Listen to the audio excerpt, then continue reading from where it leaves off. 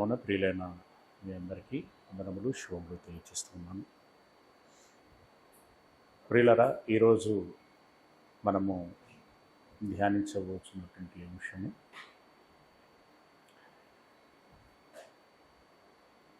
యేసు మరణమునకు ముందు 24 గంటల సమయం.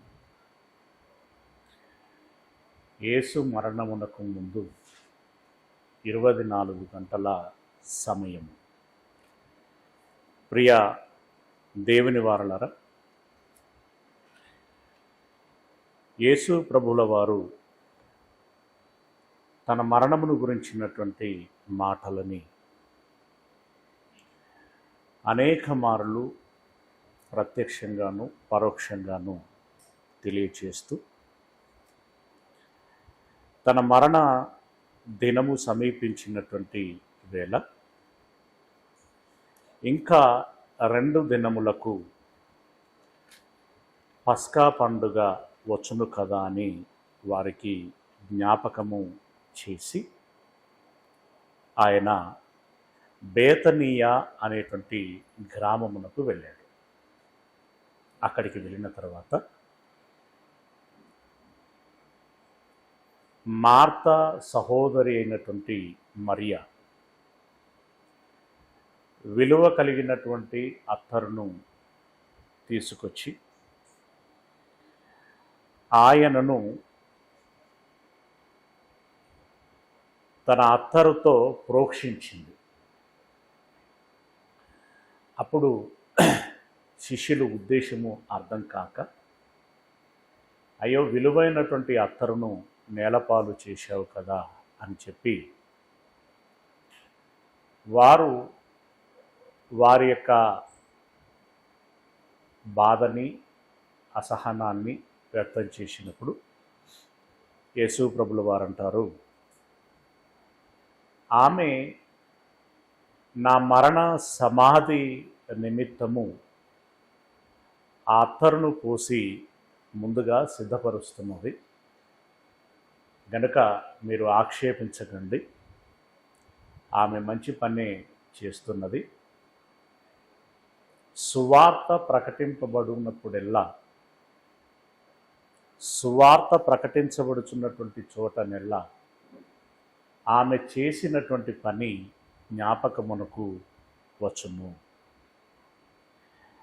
బీదలకి సహాయం చేయటం అనేటువంటిది దేవుని ఆజ్ఞ. అయితే బీదలు ఎల్లప్పుడూ మీ మధ్యలోనే ఉంటారు గనక మిగిలిన సమయం అంతా కూడా బీదలకు సహాయం చేయటానికి ఉపయోగించండి అని ఆ మరియను గురించినటువంటి తన యొక్క ఉద్దేశాన్ని తెలియచేయటం జరిగింది. ఇది 24 గంటల యొక్క ప్రారంభ గంట అని అనుకోవచ్చు. అర్థమవుతుంది అనుకుంటున్నాను. యేసు ప్రభుల వారు 3 గంటలకి ప్రాణం విడిచాడు అనేటువంటి విషయాన్ని మనం ఎరిగితే, ఆ 3 గంటలకు ముందు ఉన్నటువంటి సుమారు 24 గంటలకు ముందనమాట, అంటే ప్రారంభ గంటలో అతడు ఎక్కడ ఉన్నాడు అనంటే బేతనీయలో ఉన్నప్పుడు ఈ అత్తరును గురించినటువంటి సందర్భము మనకి కనబడుతుంది. ఆ కార్యము అక్కడ జరిగింది. ఈ మాటలన్నీ కూడా 26వ అధ్యాయము 6వ వచనము నుండి 13వ వచనం వరకు మనకి కనిపిస్తుంది. ఓకేనా? రైట్. ఇక 14వ వచనము నుండి మనం గమనించినట్టయితే, ఇక్కడ ఇస్కరియోతు యూదా యేసును అప్పగించటానికి యూదా మత పెద్దలతో 30 వెండి నాణములకు ఒప్పందము చేసుకోవటము జరుగుతుంది. ఆ మాటలు 14 నుండి 16వ వచనం వరకు కనిపిస్తుంది. ఓకే. ఇక ఆ పిమ్మట ఈ యూదా ఒప్పందము చేసుకున్న తర్వాత యోహాను సువార్త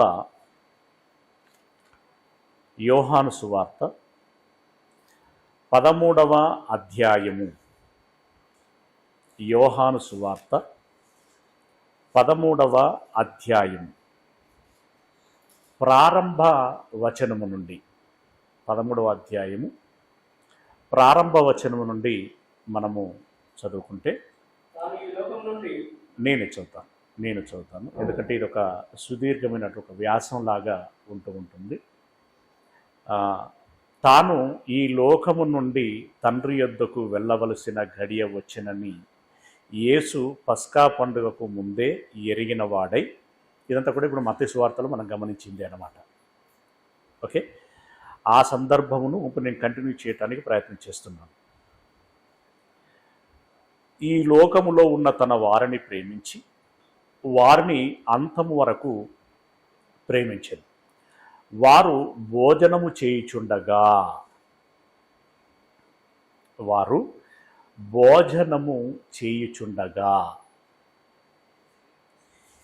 ఈ మాట మదిలో పెట్టుకొని వారు భోజనము దేనిని పురస్కరించుకొని చేసుకుంటున్నారు? పస్కాను దృష్టిలో పెట్టుకొని వారు భోజనం చేస్తున్నారు. ఓకే, తర్వాత ఆయనను అప్పగింపవలనని సీమోను కుమారుడగు ఇస్కరియోతు యూదా హృదయములో అపవాది ఇంతకు ముందు ఆలోచన పుట్టించి ఉండెను. అంటే 30 వెండి నాణములకు ఒప్పందం చేసుకున్నటువంటి సందర్భములో ఇది జరిగిందన్నమాట. అంటే అక్కడ 30 వెండి నాణములకు ఒప్పందం చేసుకున్నాడు అనేటువంటి మాట మత్తయిలో రాస్తే, ఇక్కడ ఇదివరకే ఆలోచన పుట్టించాను అనేటువంటి మాట రాశాడనమాట. దీనికి ప్యారలల్ వర్డ్ అనమాట అది. ఓకే, తర్వాత తండ్రి తన చేతికి సమస్తమును అప్పగించెనని, తాను దేవుని యొద్ద నుండి బయలుదేరి వచ్చెననియు, దేవుని యొద్దకు వెళ్ళవలసి ఉన్నదని యేసు ఎరిగి భోజన పంక్తిలో నుండి లేచి తన పై వస్త్రము అవతల పెట్టివేసి ఒక తువాలు తీసుకొని నడుమునకు కట్టుకొనెను. అంతటా పల్లెములో నీళ్లు పోసి శిష్యుల పాదములు కడుగుటకును తాను కట్టుకొని ఉన్న తూవాలుతో తుడుచుటకును మొదలు పెట్టెను. దేనికి ఉపక్రమించాడు అనంటే, తనను తాను ఎలా తగ్గించుకోవాలి అనేటువంటి విషయము శిష్యులకు అర్థం చేయించటానికి నీళ్లు మరియు వస్త్రము పట్టుకొని వారి పాదములు కడిగాడు. ఓకే, ఎంతకు ముందు 24 గంటలకు ముందు ప్రారంభించినటువంటి కార్యం ఇది. మొదటగా ఏం జరిగింది? మరియా అత్తరు పోసింది. మీరు పాయింట్లు మళ్ళీ నాకు తర్వాత చెప్పాలి. రెండవదిగా ఏం జరిగింది? ఇస్కరియోతు యూదా 30 వెండి నాణములకు ఒప్పందము కుదుర్చుకున్నాడు. ఓకే, ఇక్కడ ఇప్పుడు తాను దేనికి ఉపక్రమించాడు అనంటే, జాగ్రత్తగా గమనించండి, భోజనమునకు ఉపక్రమించాడు. పస్కా విందుకు వారు కూర్చున్నారు. ఆ విందులోని వాళ్ళు బంతిలో కూర్చొని ఉండగానే యేసయ్య నీళ్లను మరియు వస్త్రమును తీసుకొని వారి పాదములు కడుగుతూ ఎలా తగ్గించుకోవాలి అనేటువంటి విషయాన్ని బలముగా వారి దృష్టికి తీసుకొచ్చేటువంటి ప్రయత్నం చేస్తూ ఉన్నాడు.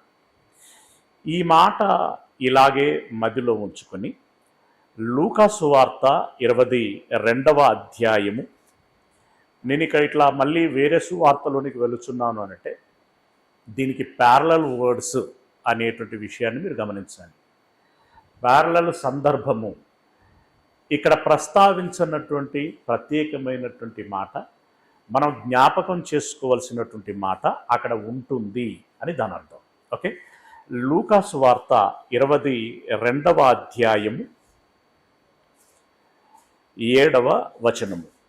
లూకాసు వార్త 22వ అధ్యాయము 7వ వచనము. పస్కా పశువును వధింపవలసిన పులియని రొట్టెల దినము రాగా పేతురును యోహానును చూచి, మీరు వెళ్ళి మనము భుజించుటకై. అంటే ఇక్కడ దేన్ని జ్ఞాపకం చేయదలుచుకున్నాను అంటే, వారు భోజనమునకు ఎక్కడ కూర్చున్నారు పస్కా విందుకి, అది ఎలా చోటు చేసుకున్నది అనేటువంటి విషయాన్ని గమనించటం కోసం 2 దినములకు ముందు పస్కా వస్తున్నది అనేటువంటి విషయాన్ని యేసు ప్రభుల వారు ఎరిగి ఉండి శిష్యులకి పురమాయిస్తున్నాడనమాట. రైట్, వాళ్ళు అడిగారు, అయ్యా ఎక్కడ మేము పస్కాను సిద్ధపరచాలి అని అడిగారు. అడిగినటువంటి దాన్ని సందర్భంగా యేసు పేతురును యోహానును చూచి, మీరు వెళ్ళి మనము భుజించుటకై పస్కాను మన కొరకు సిద్ధపరచుడని వారిని పంపెను. వారు మేమెక్కడ సిద్ధపరచగోరుచున్నావని ఆయనను అడగగా, ఎక్కడ దీన్ని సిద్ధపరచాలయ్యా అన్నప్పుడు, నీళ్లకుండ ఆయన, ఇదిగో మీరు పట్టణంలో ప్రవేశించున్నప్పుడు నీళ్లకుండ మోసుకొని పోవుచున్న ఒకడు మీకు ఎదురుగా వచ్చును. అంత ఖచ్చితంగా యేసయ్యకు ఎలా తెలుసది?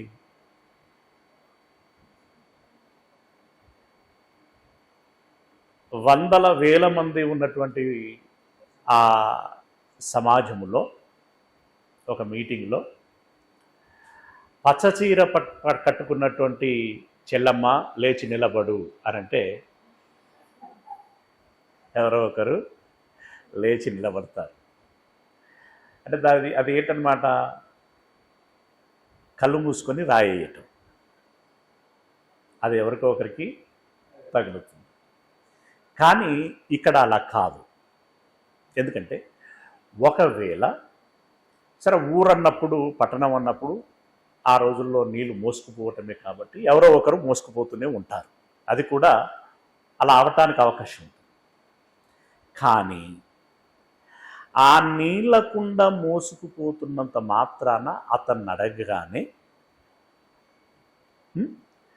అతడు విందునకు అవకాశం ఇస్తాడు అని అనుటకి గ్యారంటీ ఏమిటి కదా? అంటే ఇక్కడ యేసు ప్రభుల వారి యొక్క ఖచ్చితత్వాన్ని మనము అర్థం చేసుకోవాల్సి ఉంటుంది. ఓకే, నీళ్లకుండా మోసుకొని పోవచ్చున్న ఒకడు మీకు ఎదురుగా వచ్చును. అయితే అతను మీరేం అనకండి, అడగకండి. అతడు నీళ్లకుండను మోసుకొని ఏ ఇంటికైతే వెళుతాడో అతని వెనక మీరు సడిచప్పుడు లేకుండా వెళ్ళండి, ఫాలో అవ్వండి. ఓకే, వెళ్ళిన తర్వాత ఆ ఇంటి యజమానుడు ఉంటాడు కదా, మళ్ళీ ఈయన సెకండ్ పర్సన్. నీళ్లకుండ మోసుకుపోయినటువంటి వ్యక్తి వేరు, ఇంటి ఓనరు వీరు. అంటే నీళ్లకుండ మోసుకుపోయినటువంటి వాడు సహాయకుడై ఉండాలి, లేదా దాసుడై ఉండాలి, పనివాడు ఎవరో అయి ఉండాలి. అవునా? అయితే అతని వెంట మీరు వెళ్ళండి, నేను నా శిష్యులతో కూడా పస్కాను భుజించుటకు విడిది గది ఎక్కడనని బోధకుడు నిన్ను అడుగుచున్నాడని ఇంటి యజమానితో చెప్పుడి. అంటే ఆ యజమానికి ఈ యజమాని పురమాయిస్తున్నాడట, మా యజమాని పస్కా భుజించాలి, ఎక్కడ విడిది గది ఎక్కడున్నది అని నిన్ను అడుగుమన్నాడు అని చెప్పి అడగండి అని అన్నాడు. నీ యజమాని ఎవడు? నీకు విడిది గది చూపించటం ఏంట్రా నకరాలు చేస్తున్నారా అనే విధంగా ఉంటుంది మామూలుగా అయితే సిచ్యువేషన్. కానీ ఈయన ఒక అధికారము కలిగినటువంటి వాడుగా, రెండవది చనువు ఉన్నటువంటి వాడుగా అడుగుచున్నటువంటి మాట, రైట్ అని అడగండి అని చెప్పి యేసు ప్రభుల వారంటే వీరు వెళ్ళి అడగటం అనేటువంటి జరిగింది. ఏంటి? అతడు సామాగ్రి ఎలాగ ఒక గొప్ప మేడగది మీకు చూపించును, అక్కడ సిద్ధపరచుడని వారితో చెప్పాను. వారు వెళ్ళి ఆయన తమతో చెప్పినట్టు కనుగొని పస్కాను సిద్ధపరచుడు. అంటే రెండో వర్డ్ లేదు అక్కడ, అంటే మారుమాట లేదు. వీళ్ళు వెళ్ళారు, యేసయ్య చెప్పమన్నట్లుగా చెప్పారు, అతడు గదిని ఇచ్చాడు. అక్కడ వీరు విందు ఆరగించారు, అక్కడే విందును ఆరగించారు, అక్కడే పాదములను కడగటము అనేటువంటి కార్యము జరిగింది. ఓకేనా? ఇక 26వ అధ్యాయం మత్తయి సువార్త 26వ అధ్యాయము 17వ వచనం. 26వ అధ్యాయము 17వ వచనం. పులియని రొట్టెల పండుగలో మొదటి దినమునందు శిష్యులు యేసునొద్దకు వచ్చి పస్కాను భుజించుటకు ఎక్కడ సిద్ధపరచగోరుచున్నావని అడిగిరి. అందుకు ఆయన, మీరు ఈ పట్టణమందు ఉన్న ఫలాని అని అంటే ఇప్పుడు ఇక్కడ ఈ కుండ యజమాని అదంతా ఫలాని అనేటువంటి ఒక మాటలో ఉందన్నమాట. ఓకే, ఆ ఇంటికి వెళ్ళి నా కాలము సమీపమై ఉన్నది, నా శిష్యులతో కూడా నీ ఇంట పస్కాను ఆచరించేదనని బోధకుడు చెప్పుచున్నాడని అతనితో చెప్పుడనను. యేసు తమకు ఆజ్ఞాపించిన ప్రకారం శిష్యులు చేసి పస్కాను సిద్ధపరిచిరి. సాయంకాలమైనప్పుడు 12 మంది శిష్యులతో కూడా భోజనమునకు కూర్చున్నాడు. ఇలా భోజనం అంతా కూడా జరుగుతున్నటువంటి వేళ 22వ వచనము. అందుకు వారు 21 కూడా చూద్దాం. వారు భోజనము చేయుచుండగా ఆయన, మీలో ఒకడు నన్ను అప్పగించునని మీతో నిశ్చయముగా చెప్పుచున్నాను అనేను. మంచి సీన్లో ఉన్నారు వాళ్ళు. భోజనానికి కూర్చున్నారు. ఆ కూర్చున్నప్పుడు మీలో ఒకడు నన్ను అప్పగిస్తాడు అని అన్నాడు. వెంటనే అంటే అప్పగించటం మీన్స్ మరణానికి అప్పగించటం.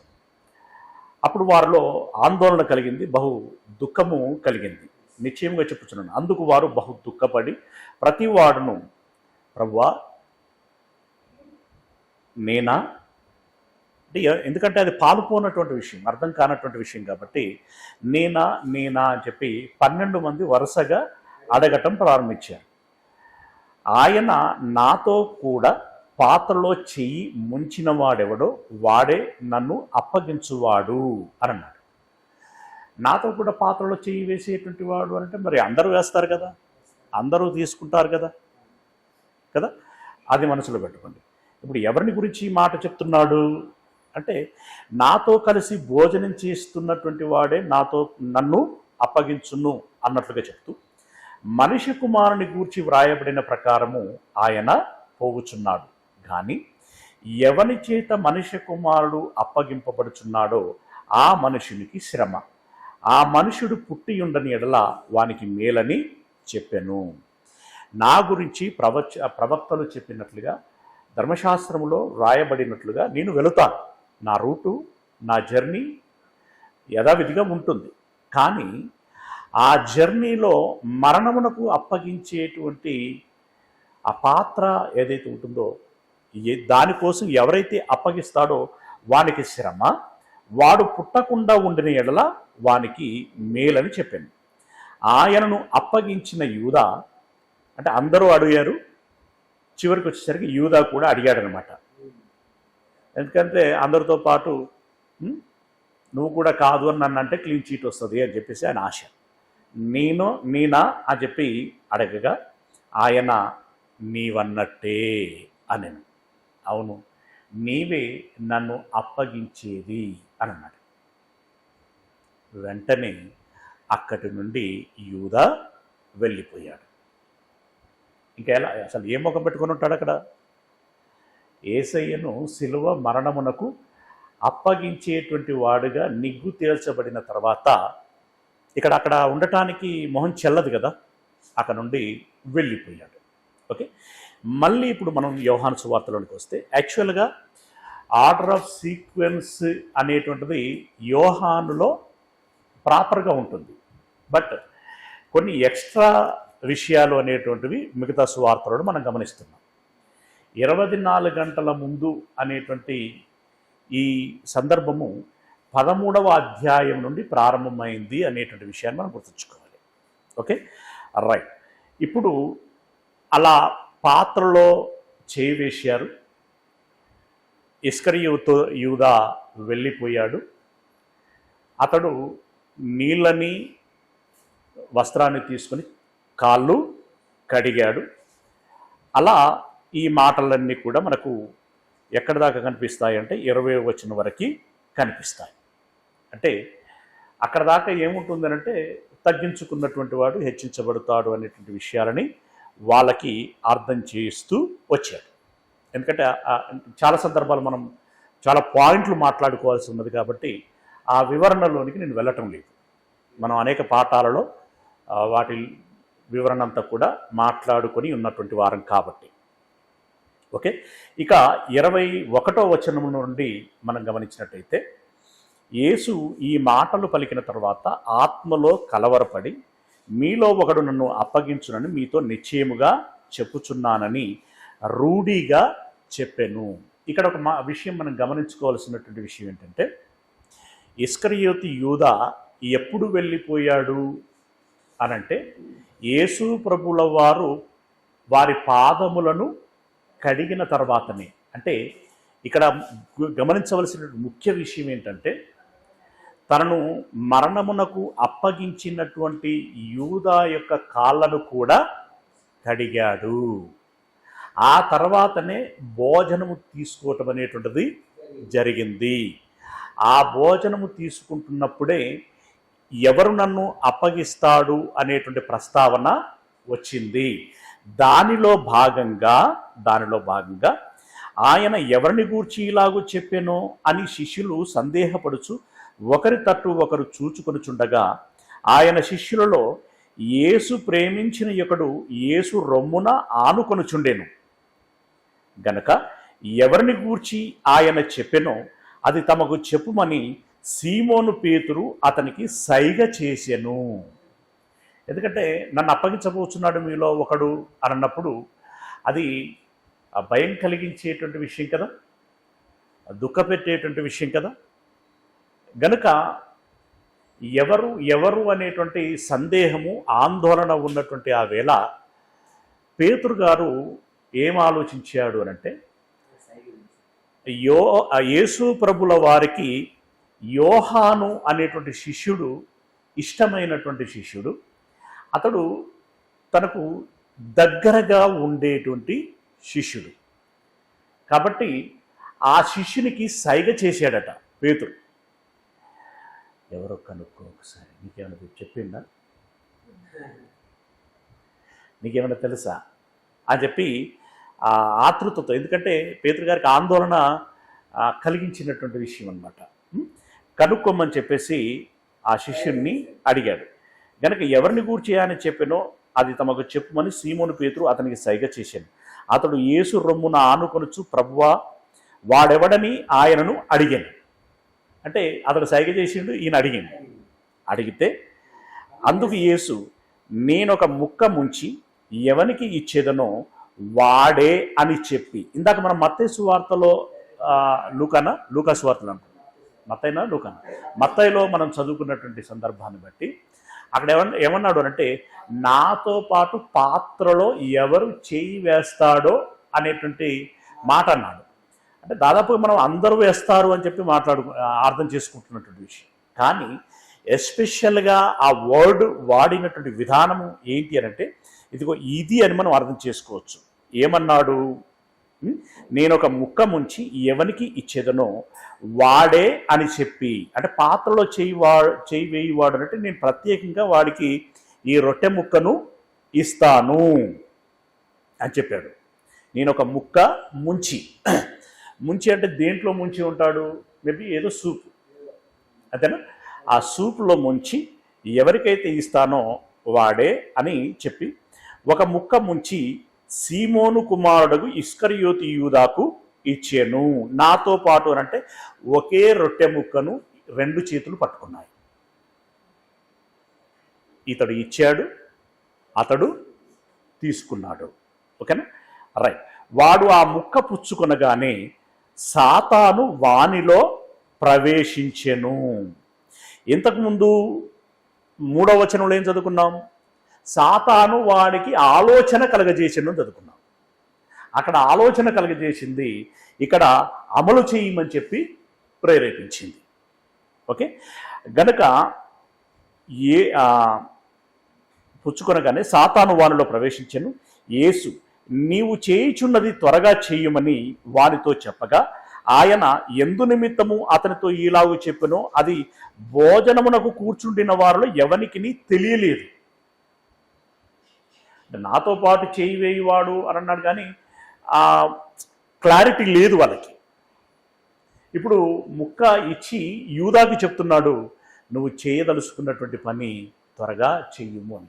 అంటే ఆయన ఒప్పందం చేసుకున్నటువంటి విషయం ఆయనకు ఆల్రెడీ తెలుసు.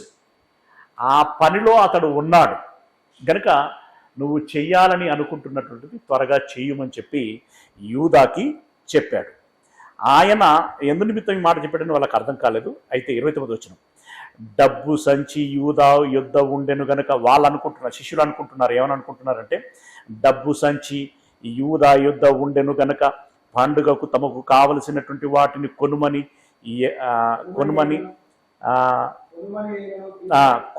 అయినను బీదలకి ఏమైనా ఇమ్మని అయినను యేసు వానితో చెప్పినట్టు కొందరు అనుకొనిరి. అంటే ప్రత్యేకంగా నువ్వు చేయవలసింది తొందరగా చేయనంటే నీకు ఆల్రెడీ చెప్పించాను కదా, పోయి తీసుకురాపో అని అంటున్నాడు అన్నట్టుగా వాళ్ళు అనుకున్నారు. పండగ సందర్భంగా బట్టలు కొనుమన్నాడు, మరి ఇంకా కొత్త ఐటెంలు ఏం కొనమన్నాడో అని చెప్పేసి వాళ్ళు అనుకున్నారు. వాడు ఆ ముక్క పుచ్చుకొని వెంటనే బయటికి వెళ్ళాను. వాడు వెళ్ళింది ఎప్పుడు? రాత్రి. అంటే వీళ్ళు భోజనం చేసేటువంటి సమయం ఎప్పుడైందనమాట? రాత్రి అయింది. జాగ్రత్తగా గమనించండి. అంటే ఇప్పుడు ఎక్కడి నుండి ప్రారంభమైంది అనుకున్నాం? బేతనియ గ్రామంలో మరియా అత్తరు పోసే సమయం నుండి ప్రారంభమైంది. అవునా? అక్కడ వారికి కొన్ని సందేశాలు ఇస్తూ వస్తున్నాడు, బోధనలు చేస్తూ వచ్చాడు. అంటే ఇప్పుడు వీడు మొత్తానికి యూదా వెళ్ళిపోయాడు. మత్తయి సువార్త 26వ అధ్యాయము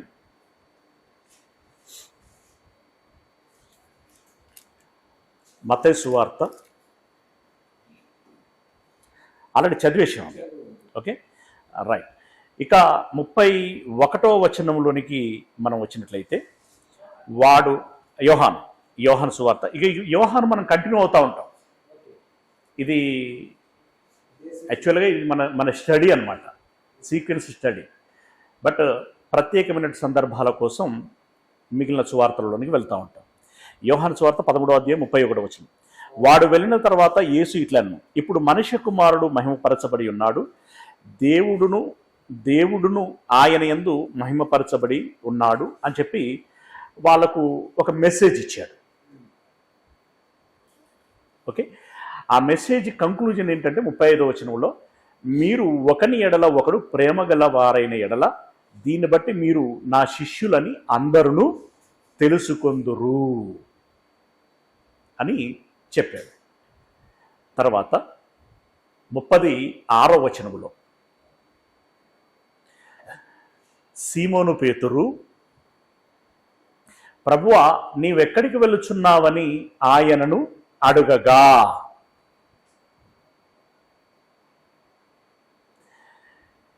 ఈ మాట ఎందుకు అడిగాడు అనేటువంటి విషయం మనకు తెలియాలంటే 33వ వచనంలో యేసు ప్రభుల వారు ఒక మాట అన్నారు, పిల్లలారా ఇంకా కొంతకాలము మీతో కూడా ఉందును, మీరు నన్ను వెదకుదురు, నేనెక్కడికి వెళ్ళుదునో అక్కడికి మీరు రాలేరని నేను యూదులతో చెప్పిన ప్రకారము ఇప్పుడు మీతోనూ చెప్పుచున్నాను. అంటే నేను ఇప్పుడు ఒక స్థలమునకు, అంటే ఇదివరకు యూదులతో చెప్పాను, నేను ఒక స్థలానికి వెళ్ళబోచున్నాను, మీరు అక్కడికి రాలేరు అని అన్నాడు. సరే, వాళ్ళు అర్థం చేసుకున్నటువంటి పరిస్థితి ఆ విషయం అలా పెడితే, ఇప్పుడు అదే మాట శిష్యులతో రిపీట్ చేస్తున్నాడు. ఇదివరకు చెప్పినట్టుగానే, ఇదిగో ఇప్పుడు నేను వెళ్ళుచున్నాను, నా యొద్దకు రారు అని వాళ్ళతో అన్నాను కదా, రైట్? ఆ సమయం ఇప్పుడు వచ్చింది, నేను వెళ్ళిపోతున్నాను అని చెప్పి వాళ్ళతో అన్నాడు. అక్కడికి మీరు రాలేరని నేను యూదులతో చెప్పిన ప్రకారం ఇప్పుడు మీతోనూ చెప్పుచున్నాను అని చెప్పి, మీరు ఒకరిని ఒకరు ప్రేమించండి అనేటువంటి ఒక ఆజ్ఞ మీకు ఇస్తున్నాను అని చెప్పాడు. ఇప్పుడు వెళ్ళిపోవచ్చున్నాను అనేటువంటి మాటను మదిలో పెట్టుకున్నటువంటి పేతురు యేసు ప్రభుల వారిని అడుగుచున్నాడు. ప్రభువా, నీవెక్కడికి వెళ్ళుచున్నావని ఆయనను అడగగా, యేసు, నేను వెళ్ళుచున్న చోటికి నీవిప్పుడు నా వెంట రాలేవు గాని. అంటే ఇక్కడ ఈ తేడాను గమనించాలి. యూదులతో చెప్పినప్పుడు మీరు రాలేరు అని వాళ్ళని అన్నాడు, క్లియర్ చేశాడు. అక్కడ శిష్యులతో మాట్లాడుతున్నప్పుడు మీరు రాలేరు అనలేదు. ఏమన్నాడు అంటే ఇప్పుడు రాలేరు అని అన్నాడు. మీరు రాలేరు అనేటువంటిది అది ఎవరిలాగా అవుతుంది? ఇప్పుడు రాలేరు అనేటువంటి మాట, ఇప్పుడే రాలేరు కానీ తర్వాత రాగలరు అని చెప్పటం. అంటే సాధారణమైనటువంటి యూదులకి శిష్యులైనటువంటి ఈ వీరికి ఉన్నటువంటి తేడా ఇదనమాట. ఇప్పుడు నా వెంట రాలేవు కానీ తర్వాత వచ్చేదవని అతనితో చెప్పాను. అందుకు పేతురు, ఏంటి ప్రభువా, తర్వాత వస్తాను అని అంటారేంటి? తర్వాత ఏంటి? ఇప్పుడు నేను రాలేనా? ఆయన నాలెడ్జ్తో ఆయన అంటున్నాడు, అంటే ఇన్ని రోజులు నువ్వు ఎక్కడికి వెళ్తే అక్కడికి వచ్చాం కదా, ఈరోజు కొత్తగా నీవు వెళ్ళిన చోటికి నువ్వు రాలేవు అని చెప్పేసి అంటావేంటి? నేను అంత ధైర్యం చేసి నువ్వు నీళ్ళ మీద నడిచినప్పుడు నేను నడవటానికి ప్రయత్నం చేశాను, పడదు లేదైనా నీతో రావాలని నేను అంత తాపత్రయపడ్డాను. అలాంటిది రాలేవు అని అంటావేంటి? నో, నువ్వెక్కడికి వెళ్ళినా నేను వచ్చేదను అని అన్నాడు. పాపం యేసు ప్రభుల వారు ఆ దుఃఖకరమైనటువంటి సందర్భానికి ముందు ఉన్న బోలాతత్వంతో పేతురు గారు మాట్లాడినటువంటి మాటకి కాసింత చిరునవ్వు వచ్చి ఉంటుంది ఆయనకి. ఏంట్రా వీడు అనే టైపులో, అవునా? ఆ బాధలో ఒక చిన్న చిగురు లాంటి నవ్వు, రైట్? ఎందుకు నీ వెంట నేను రాలేను? నీ కొరకు నా ప్రాణము పెట్టుదనని ఆయనతో చెప్పగా, యేసు, నా కొరకు నీ ప్రాణము పెట్టుదువా?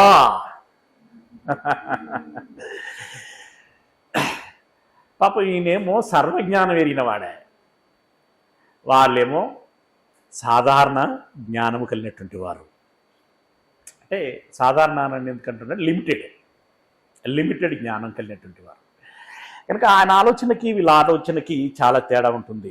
ప్రాణం పెట్టుదువా, ఆయనను నువ్వు ప్రాణం పెట్టడం సంగతి అలా ఉంచు. అసలు సంగతి ఏంటంటే, జరగబోయేది ఏంటంటే, ఆయనను ఎరుగనని నీవు ముమ్మారు చెప్పక ముందు కోడి కూయదని నీతో నిశ్చయముగా చెప్పుచున్నాను అనెను. పేతురు, నీ దగ్గర డైరీ ఉంటే రాసి పెట్టుకో. రోజు రాత్రిపూట తెల్లవారుజామున కోడి కూస్తుంది కదా, నీకు తెలుసు కదా. అవును ప్రభువా, రోజు చూస్తలేవా ఏంది? రోజు కూయటం వేరు, ఈరోజు కూతకి ఒక ప్రత్యేకత ఉంది. ఏంటి అనంటే, నిన్ను కొందరు అడుగుతారు, ఈయన నీకు తెలుసా అని. నువ్వేమంటావంటే, నాకు తెలియదు, ఆయనకు నాకు సంబంధం లేదు అని అంటావు. ఏంది ప్రభువా నువ్వు అసలు ఏం మాట్లాడుతున్నావు? ఆ సీన్ అలాగే ఉంటుంది, కన్వర్జేషన్. అయితే ఒక్కసారి కూడా కాదు, 3 సార్లు చెబుతావు అని అన్నాడు. నెవర్ అన్నాడు ఈయన. Wait and see. ఓకే, నువ్వు 3 సార్లు నాకు తెలియదని చెప్పిన తర్వాతనే కోడి కూస్తుంది, అప్పటి వరదాకా కోడి కూయదు, రాసి పెట్టుకో, అలారం కోసం వేచి ఉండు అన్నాడు. కోడి కూత అంటే అలారమే కదా. రైట్. అలా చెప్పాడు. అక్కడికి ఆ కన్వర్జేషన్ ఆగి ఇంకో సందర్భంలోనికి వెళ్ళారు, ఇంకో ముచ్చట్లోనికి వెళ్ళారు. అది ఏంటి అని అంటే 14వ అధ్యాయంలో ఇదంతా కూడా, నేను తండ్రి యొద్దకు వెళుచున్నాను, మీకు స్థలములను సిద్ధపరచ వెళుచున్నాను, నేనే మార్గం సత్యం జీవం. ఈ మాటలన్నీ ఈ 14వ అధ్యాయంలో చెప్పడం జరిగింది. ఓకే, ఇది మీ అందరికీ తెలిసినటువంటి విషయము. ఒకవేళ మళ్ళీ గమనించుకోవాలనుకుంటే ఇంటికి వెళ్ళి నెమ్మదిగా చదువుకోవాలి. అలా 24వ వచనం వరకు ఈ స్థలమును సిద్ధపరిచి మళ్ళీ వచ్చి మిమ్మల్ని తీసుకెళ్తాను అనేటువంటి మాటలన్నీ చెప్పడం జరిగింది.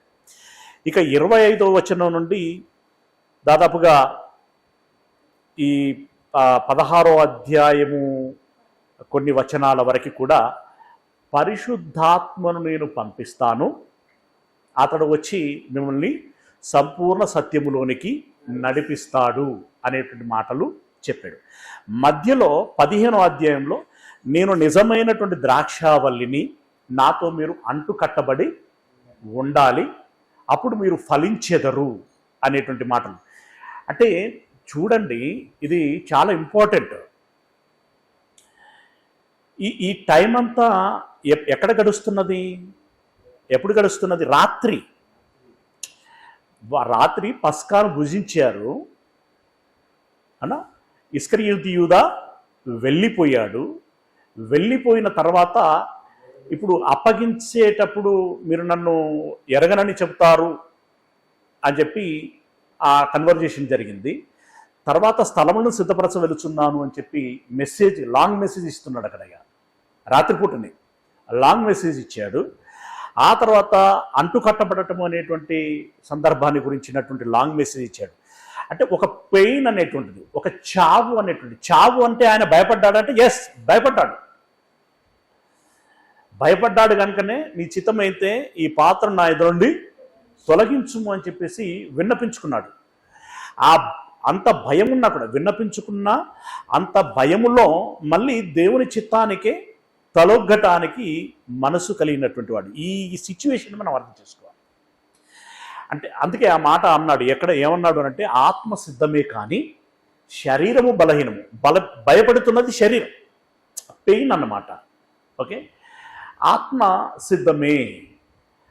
ఆ శరీర బలహీనతను బట్టి భయముల్లో ఈయన ఇంత సుదీర్ఘమైనటువంటి మెసేజ్ ఇస్తున్నాడు. భయం అనేటువంటిది ఒక పెయిన్ కదా, ఒక నొప్పి కదా. అంత నొప్పిలో ఇంత మెసేజ్ ఇవ్వాలంటే ఇంకా ఇంత పెయిన్ అవుతూ ఉంటుంది, అది డబుల్ అవుతూ ఉంటుంది. అంత పెయిన్లో వీళ్ళకి ఈ మెసేజ్లు ఇస్తూ వచ్చాడు. ఓకే, ఇదంతా కూడా మనకి 15వ అధ్యాయం వరకు లాస్ట్ వరకు పూర్తయిపోతుంది. ఓకే, తర్వాత 16వ అధ్యాయం, మీరు అభ్యంతరపడకుండా ఉండవలనని ఈ మాటలు మీతో చెప్పుచున్నాను, వారు మిమ్మును సమాజ మందిరములలో నుండి వెలివేయుదురు అని చెప్పి, మరలా నేను వెళ్ళిన తర్వాత మీ పరిస్థితి ఎలా ఉంటుంది అనేటువంటిది ఉన్నట్టుగా చెప్తున్నాడు. నన్ను ఒప్పుకున్నవాడు మిమ్మల్ని ఒప్పుకుంటాడు, నన్ను హింసించేటువంటి వాడు మిమ్మల్ని హింసిస్తాడు, నన్ను చంపేటువంటి వాడు మిమ్మల్ని చంపుతాడు అని చెప్పి వాళ్ళని ముందే మెంటల్లీ ప్రిపేర్ చేస్తున్నాడు. ఓకే, ఇది ఈ 16వ అధ్యాయం అంతా కూడా గడిచిపోతుంది.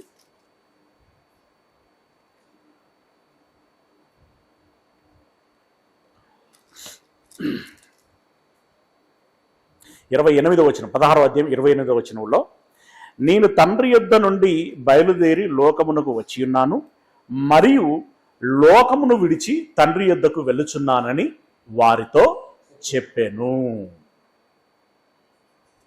ఇక ఆ కమ్యూనికేషన్ అంతా జరిగిన తర్వాత, కన్వర్జేషన్ అంతా జరిగిన తర్వాత 17వ అధ్యాయం, ఈ యేసు ఈ మాటలు చెప్పి అని అన్నాడు.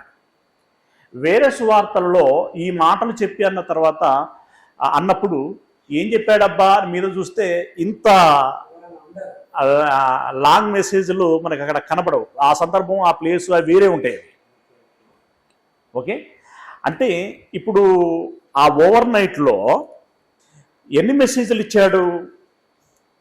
ఇప్పుడు ఓవర్ నైట్లో మొత్తం ఇప్పుడు ఏమేమి జరిగినాయి? విందు ఆరగించారు, అవునా?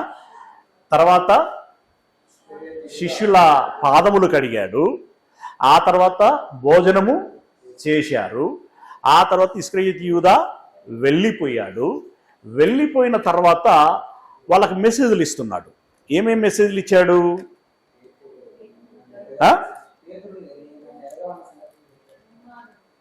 ముమ్మారు నన్ను ఎరగను అనేటువంటి విషయాన్ని చెప్తావనన్నాడు. ఆ తర్వాత పరలోక ప్రయాణం, స్థలం సిద్ధపరచడానికి వెళుచున్నాను అని చెప్పేసి చెప్పడం జరిగింది. అదేవిధంగా పరిశుద్ధాత్మను గురించినటువంటి సందర్భాన్ని చెప్పాడు. నేను వెళ్ళి పరిశుద్ధాత్మను పంపిస్తాను అనేటువంటి మాటను చెప్పాడు. తర్వాత ద్రాక్షావల్లికి అంటు కట్టబడి ఉండాలి అని చెప్పి చెప్పడం జరిగింది. ఆ తర్వాత నన్ను ఈ సమాజము ఎలా స్వీకరించిందో మిమ్మల్ని కూడా అలాగే స్వీకరిస్తుంది అనేటువంటి విధానంలో వారిని ప్రిపేర్ చేశాడు. ఓకే, ఇంత వర్తమానము ఆ రాత్రి జరుగుచూ ఉన్నది. ఇది జరిగిన తర్వాత, ఈ మాటలు చెప్పిన తర్వాత ఆకాశం వైపు కన్నులెత్తి ఇట్లనెను ఏం చేశాడు? ప్రేయర్ చేశాడు. ఆ ప్రేయర్ కూడా ఎలాంటి ప్రేయరు? ఒక సమ్మరీ. ఏం సమ్మరీ? అయ్యా, ఈ లోకములోనికి పంపించేటప్పుడు నువ్వు ఏం చెయ్యాలని నాకు చెప్పి పంపించావో దాని అంతటినీ చేశానయ్యా. ఇది కొంతమంది శిష్యులను సంపాదించానయ్యా, వాళ్ళు ఇక్కడ ఉన్నారు, దయచేసి వారికి సహాయం దయచేయండి అని కంప్లీట్గా ఈ 17వ అధ్యాయం అంతా కూడా ప్రేయరే. మనకు తెలిసిందే, ఇదివరకు మనం చాలాసార్లు చదువుకున్నాం, అవునా? చాలాసార్లు చదువుకున్నాం. నాశనపుత్రుడు తప్ప వారిలో ఎవరూ నశింపలేదు అని చెప్పి తన శిష్యులను గురించి, ఉదాహరణకి 12వ వచనం మనం చదువుకున్నట్టయితే 17వ అధ్యాయం 12వ వచనంలో, నేను వారి యొద్ద ఉండగా నీవు నాకు అనుగ్రహించిన వారిని, అంటే ఎవరు? ఈ శిష్యులను ఉద్దేశించే మాట్లాడుతున్నాడు. నీవు నాకు అనుగ్రహించిన వారిని నీ నామమందు కాపాడితిని, వారిని భద్రపరిచితిని గనుక లేఖనము నెరవేరునట్లు నాశనపుత్రుడు తప్ప వారిలో మరెవడును నశింపలేదు. అంటే ఇస్కరియోతు యూదా తప్ప మిగిలినటువంటి వాళ్ళందరూ బాగానే ఉన్నారయ్యా అని చెప్పి తర్వాత కనీసం ఈ ఎవరైతే ఈ వాక్యం విన్నారో, అంటే ఈ శిష్యులు ఇప్పుడు ఉన్నారో, వాళ్ళు వాక్యం వలన ఏకమై ఉండులాగున వారికి ఆ కృప చూపించండి, వారిని ఐక్యంతో ఉంచండి. నేను మీతో ఏకమై ఉన్నలాగున వారు నాతో ఏకమై ఉంటే మంచిదే, కానీ అంత పెద్ద కోరిక నేను కోరట్లేదు, కనీసం వాళ్ళైనా ఏకమై ఉంటే మంచిది అని చెప్పి వాళ్ళను ఉద్దేశించి నేను అడుగుచున్నాను అని చెప్పి ఇలాంటి మాటలన్నీ కూడా ఈ 17వ అధ్యాయంలో ఉంటాయి. ఇది గడిచిన తర్వాత 18వ అధ్యాయం, అంటే ఇప్పుడు సిలువకు దగ్గర అవుతున్నాం. దేని దగ్గర అవుతున్నాం? ఎవరి సిలువకు? ఎవరి సిలువకు? యేసు సిలువకు దగ్గర అవుతున్న కొలది మానసికంగా మనం కూడా మన సిలువకి దగ్గర అవ్వాలి. ఓకే, అందుకే ఇదంతా వర్తమానం, అందుకే రొట్టె ద్రాక్ష రసాలు, అవునా? రైట్. ఇప్పుడు 18వ అధ్యాయంలోనికి వస్తే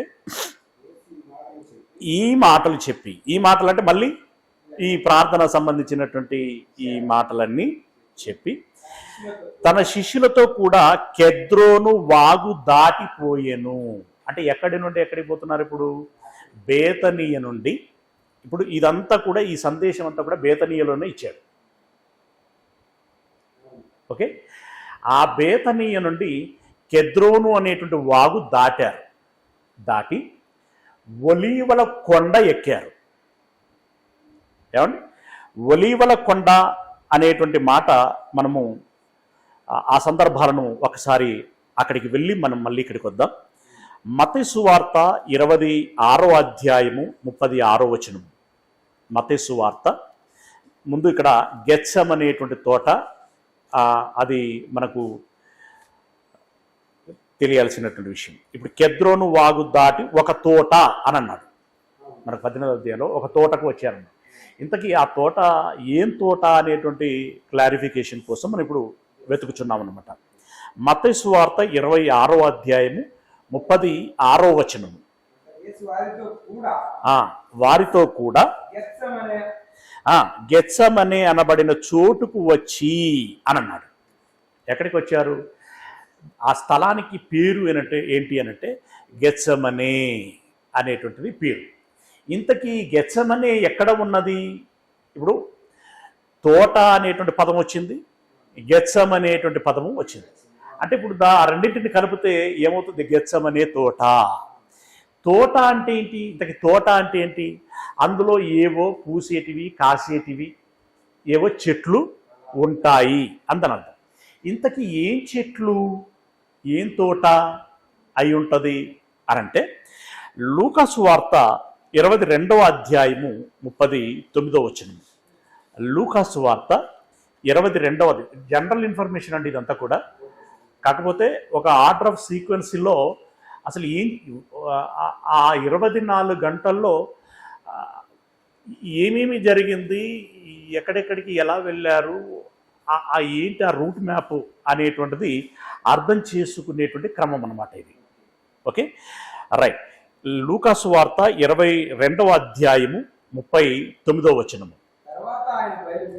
కొంచెం ట్యూన్ తగ్గించు, మైక్ ట్యూన్ తగ్గించు. మత్తయి సువార్త, లూకా సువార్త 22వ అధ్యాయము 39వ వచనము.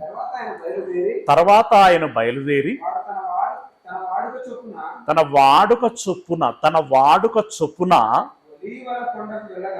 ఒలీవల కొండకు వెళ్ళగా. అంటే ఇప్పుడు గెత్సెమనే తోట ఎక్కడుందనమాట? ఒలీవల కొండ మీద ఉన్నది. బేతనీయ నుండి కెద్రోను వాగు దాటితే ఒలీవల కొండ వస్తుంది. ఆ కొండ మీద గెత్సెమనే తోట ఉంది. ఇంతకీ ఆ తోటలో ఏం చెట్లు ఉన్నాయంటే ఆలివ్ చెట్లు ఉన్నాయి. ఆలివ్ ఆయిల్ అంటాం కదా, ఆ ఆయిల్ ఇచ్చేటువంటి చెట్లు ఉన్నాయి అందులో. వాటన్నిటిని కలిపి తోట అని అన్నాడు. మామూలుగా తెలుగులో ఒలివల అంటే మనకి ఆలివ్ అనేటువంటిది చాలామంది దాన్ని గమనించలేదేమో అనేది నా ఉద్దేశం. ఒలివ్. Okay, right. అక్కడికి ఆ తోటలోనికి వచ్చాడు. ఇప్పుడు ఆ తోటలోనికి వచ్చిన తర్వాత ఏం చేశాడు అనేది ఇక్కడికంటే మనము మత్తయి సువార్తలో గమనించేది బాగుంటుంది. సరే, అదంతా మనం బాగా చదివినటువంటి వాళ్ళం. ఏం చేశాడు? ఆ తోటలోనికి వెళ్ళిన తర్వాత 11 మంది ఉన్నారు అప్పటికి శిష్యులు వెంట. అందులో 3 సపరేట్ చేశాడు. పేతురు, యోహాను, యాకోబుని ప్రత్యేకపరిచాడు. అంటే ఇప్పుడు ఇంకెంతమంది ఉంటారు అక్కడ? 8 మంది ఉంటారు. ఆల్రెడీ యూదా లేడు. ఓకే, 8 మందిని ఇక్కడ ఉండండి అని చెప్పి ఆ 3 తీసుకొని కొంత దూరం వెళ్ళాడు. అంటే తోట చాలా విశాలంగానే ఉన్నట్టున్నది. ఇంకొంచెం దూరం వెళ్ళాడు. దూరం వెళ్ళి ఆ 3 కూడా అక్కడ ఉండండి అని చెప్పాడు. అక్కడ ఉండండి అని చెప్పి ఆయన మరింత దూరం వెళ్ళాడు. ఇలాంటి దృశ్యం ఇదివరకు మనకి ఎక్కడ కనబడుతుంది అని అంటే సీనాయి పర్వతం యుద్ధకి దిగువ ప్రాంతం దాకా ఇశ్రాయేలు అందరూ వెళ్తారు. యెహోషువను మాత్రమే తీసుకొని పర్వతం మీదకి కొంత దూరం తీసుకెళ్తాడు. ఇక్కడ నువ్వు ఉండుము అని చెప్పి యెహోషువను అక్కడ ఉంచి ఆయన శిఖరమునకు చేరుకుంటాడు. అక్కడ 40 రోజులు ఉండి పలకను తేవటం జరుగుతుంది. అంటే దేవునితో ఏకాంతముగా గడపటానికి వారు తీసుకున్నటువంటి జాగ్రత్తలవి లేదా సిద్ధపాటు. ఇప్పుడు దేవునితో ఏకాంతంగా మాట్లాడటానికి ఆ తోటను ఎంచుకొని అలా ఆ దూరము వెళ్ళి మోకరిల్లి ప్రార్థన చేశాడు. ఏం ప్రార్థన చేశాడు? అయ్యా, నీ చిత్తమైతే ఈ గిన్నెను తొలగించుము అని కొన్ని మాటలు మాట్లాడి ఆయనను నీ చిత్తమే సిద్ధించునుగాక అని చెప్పేసి అలా మాట్లాడి వీళ్ళ దగ్గరకు వచ్చేసాడు. వీళ్ళ దగ్గరికి వచ్చేసరికి వీళ్ళు నిద్రపోయారు. తినొచ్చిల్లు కదా, తినొచ్చారు, మళ్ళీ రాత్రిపూట కాబట్టి నిద్రపోయారు. అయ్యో కాసేపైనా మీరు మెలకువగా ఉండలేరా? మీరు శోధింపబడకుండులాగున మెలకువగా ఉండండి, ప్రార్థన చేయండి మీరు అని అన్నాడు. సరే ప్రభు, సరే అన్నారు. మళ్ళీ ఆయన ప్రార్థనకి వెళ్ళాడు, మళ్ళీ పడుకున్నారు. మళ్ళీ పడుకున్న తర్వాత ఆయన రెండోసారి ప్రార్థన చేసి మళ్ళీ వచ్చాడు. మళ్ళీ వచ్చిన తర్వాత మళ్ళా సీన్ అలాగే ఉంది, అందరూ నిద్రపోతున్నారు. నిద్రపోతే మళ్ళీ నిద్రించారా అని వారిని అడిగితే ఏం చెప్పాలో వాళ్ళకి పాలు పోలేదట. అంటే పాలు పోలేదంటే అసలు ఇక అంటే వాళ్ళు గిల్టీ ఫీల్ అవుతున్నారు. ఇప్పుడు ఆయన నా చావు దగ్గరగా ఉంది అని చెప్పేసి ఆయన అంత సీరియస్గా ప్రార్థనలో ఆయన ఉంటే కనీసం మనం మెలకువగా ఉండలేకపోతున్నాము అని చెప్పి వాళ్ళు సిగ్గుపడ్డారు, బాధపడ్డారు. ఓకే, అవన్నీ మనం గమనిస్తాం. అక్కడ మత్తయి సువార్త అని నేను ప్రస్తావించడానికి గల కారణం ఏంటంటే అక్కడ అడగటము అనేటువంటి విషయం స్ట్రైట్గా చాలా దృఢంగా ఉంటుందన్నమాట. అందుకని నేను మత్తయి సువార్త అని ప్రస్తావించాను. ఓకే.